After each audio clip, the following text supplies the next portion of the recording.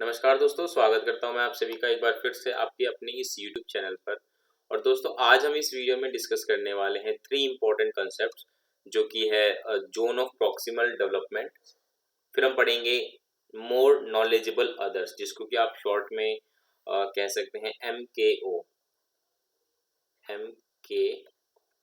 और zone of proximal development को short में ZPD कहते हैं। हिंदी में इसको कहते हैं समीपस्थ विकास का क्षेत्र, जोन ऑफ प्रॉक्सिमल डेवलपमेंट को।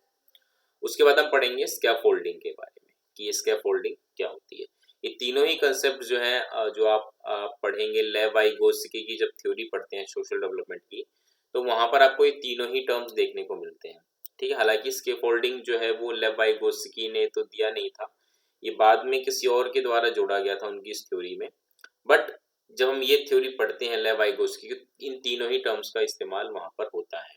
तो ये क्या है तीनों टर्म्स, इसको आज हम डिटेल में डिस्कस करने वाले हैं। वीडियो इंटरेस्टिंग रहने वाला है। चलिए हम वीडियो शुरू करते हैं। तो सबसे पहले अगर हम बात करें ZPD की, यानी कि जोन ऑफ प्रॉक्सिमल डेवलपमेंट की, तो जोन ऑफ प्रॉक्सिमल डेवलपमेंट को सबसे पहले तो मैं यहाँ लिख देता हूँ, हिंदी में हम इसको कहते हैं समीपस्थ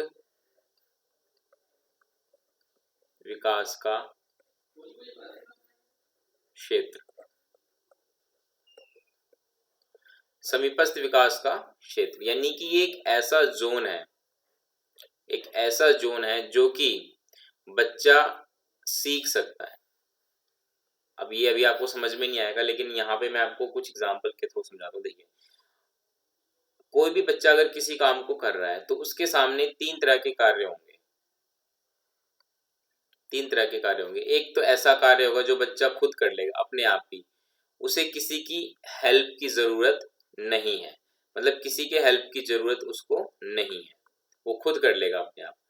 कुछ काम ऐसे होंगे जिसको कि वो कर ही नहीं सकता। हेल्प की तो मैं यहाँ बात ही नहीं करूंगा, अगर हम उसकी हेल्प करते तब भी वो काम वो कर ही नहीं सकता है। मतलब ये इस तरीके के कार्य होंगे कि वो बच्चा खुद कर ही नहीं पाएगा। और कुछ कार्य ऐसे होते हैं जो कि बच्चा अगर उसकी हेल्प हम कर दें तो वो कर सकता है, बिना हेल्प के वो कर ही नहीं सकता। आई होप आप समझ गए होंगे कि अगर हम बात करें कि टास्क की, तीन तरह के टास्क मैंने बताए। एक ऐसा टास्क जो जिसमें बच्चे को हेल्प की जरूरत नहीं है, वो खुद कर लेगा उस काम को। कुछ काम ऐसे होते हैं जो वो कर ही नहीं पाएगा। ठीक है, अगर हम उसकी हेल्प कर दें या ना करें तब भी वो कर ही नहीं सकता, बिना हेल्प के भी नहीं कर सकता, और हेल्प करने पर भी वो उस काम को नहीं कर पाएगा। कुछ कार्य ऐसे होते हैं जो बच्चा हेल्प अगर उसकी कर दें तो वो कर सकता है। मतलब तीन तरह के यहाँ पे कार्य हैं मेन। तो जोन ऑफ प्रॉक्सिमल डेवलपमेंट को यहाँ पे मैं इस पिक्चर के थ्रू समझाने की कोशिश करूँ। मैंने यहाँ पे ये एक सर्कल बना रखा है, ठीक है, और ये इस तरीके से दो सर्कल है। जो बीच का आप एरिया देख रहे हैं डार्क में, ये वाला, ये वो एरिया है जिसको हम कहेंगे ZPD। यानी कि इस पहले वाले एरिया में यहाँ पर वो सभी कार्य आएंगे, इसमें वो सभी कार्य आएंगे जो बच्चा बिना हेल्प के करेगा, उसे किसी की हेल्प की जरूरत नहीं है, वो अपने आप कर सकता है। यहाँ पर वे सभी कार्य आएंगे जो बच्चा कर ही नहीं सकता, चाहे आप उसकी हेल्प कर दें तब भी वो उस कार्य को कर ही नहीं सकता, क्योंकि वो उसकी क्षमता से बाहर है। आप कह सकते हैं कि उसकी क्षमता से बाहर है। इसके अलावा जो बीच वाला जो ये एरिया हो गया, ये वो कार्य हैं जो बच्चा किसी की हेल्प से कर सकता है। ठीक है, अगर हम उसको गाइडेंस दे दें, थोड़ी सी उसकी हेल्प कर दें, तो बच्चा उस कार्य को कर लेगा। तो ये जो कार्य, ऐसे सभी कार्य जो बच्चा किसी की हेल्प से करता है, उसको हम कहते हैं zone of proximal development. Means जितने भी कार्य हैं उनको उन्होंने जोन वाइज बना दिया। पहले जोन में तो हो गया कि जो बच्चा बिना किसी हेल्प के करेगा। तीसरा जोन यहाँ पे हमने जो देखा, उसमें बच्चा वो कार्य करेगा ही नहीं, चाहे उसकी आप हेल्प भी कर दो, उसकी क्षमता से बाहर है। और जो बीच का हिस्सा, मतलब ऐसा क्षेत्र है, ऐसा जोन है जो कि बच्चा अगर उसकी हेल्प करते हैं, उसको गाइड करते हैं, तो उस कार्य को कर सकता है। तो ऐसे सभी कार्य इस जोन ऑफ प्रॉक्सिमल डेवलपमेंट में कहलाते हैं, यानी कि हिंदी में समीपस्थ विकास का क्षेत्र। उम्मीद करता हूँ आपको समझ में आ गया होगा। अब हम बढ़ते हैं स्कैफोल्डिंग की तरफ। ठीक है, कि स्कैफोल्डिंग क्या है। तो कई बार स्कैफोल्डिंग को ZPD के बराबर, मतलब सिमिलर मान लिया जाता है, हालांकि इनमें बहुत डिफरेंस है। स्कैफोल्डिंग और ZPD ये दोनों अलग अलग चीजें हैं। आप सभी समझ गए कि ZPD में तो वे सभी कार्य आ जाते हैं जो हम बच्चे बच्चे को अगर हम गाइड करें, गाइडेंस दे दें बच्चे को हम हेल्प कर दें, ठीक है, असिस्ट कर दें, उसकी मदद कर दें, तो बच्चा उन सभी कार्य को वो कर लेगा।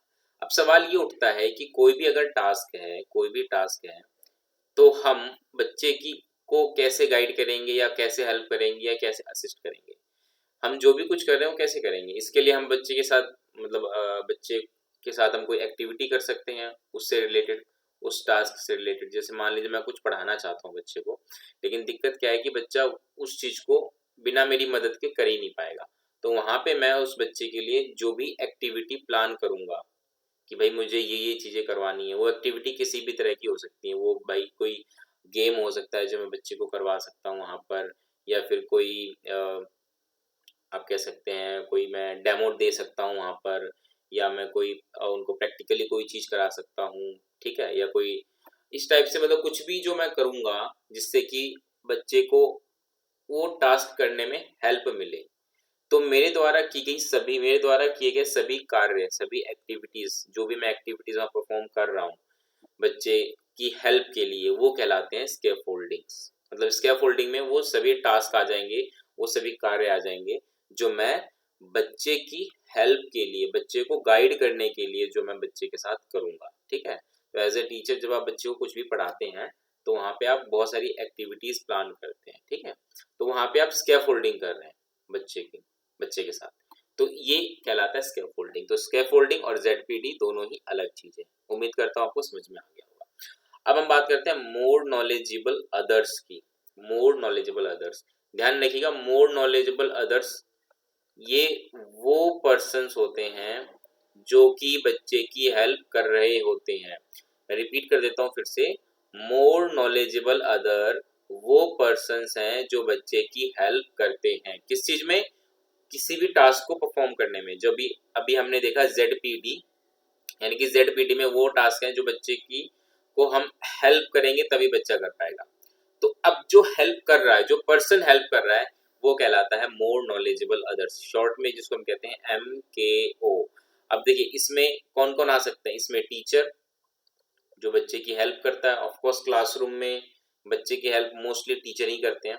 इसके अलावा उसके जो पीयर ग्रुप्स हो गए या उसके जो फ्रेंड्स हो गए, ठीक है ना, और घर में पेरेंट्स हो गए जो उसकी हेल्प करते हैं, या कोई भी अडल्ट पर्सन हो गया जो उसकी मदद करता हो, ठीक है, उससे बड़ा, ओल्डर,